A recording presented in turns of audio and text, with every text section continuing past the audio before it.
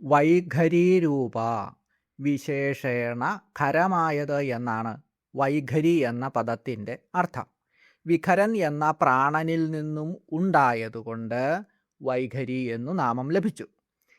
മധ്യമ എന്ന അവസ്ഥയിൽ എത്തിയ നാദബ്രഹ്മം അതിനെ ശക്തിയായി തള്ളിക്കൊണ്ടുവരുന്ന വായുവിൻ്റെ ശക്തി കൊണ്ട് നാലാമത്തെ അവസ്ഥയിൽ തൊണ്ട, അണ്ണാക്ക്, നാവ്, പല്ല്, ചുണ്ട്, താലു എന്നിവയിൽ തട്ടി ആ എന്ന അക്ഷരത്തിൽ തുടങ്ങുന്ന വർണ്ണങ്ങളുടെ രൂപത്തിൽ പുറത്തേക്ക് വരുന്നു. ഹൃദയത്തിൽ നിന്നും കഴുത്തിലൂടെ കൊണ്ടുവരുന്ന ഈ വായുവിന് വിഖരൻ എന്നാണ് പേര്. വിഖരവായുവിനാൽ കൊണ്ടുവരപ്പെട്ടതുകൊണ്ടാണ് വൈഖരി എന്ന പേര് വന്നത്. വർണ്ണരൂപമായ നാദം എന്നാണ് വൈഖരിയുടെ അർത്ഥം. അങ്ങനെ നോക്കുമ്പോൾ വൈഖരീരൂപിണി, വൈഖരിയുടെ രൂപത്തോടു കൂടിയ ദേവി എന്ന് ഈ മന്ത്രത്തിന് അർത്ഥം കിട്ടുന്നു.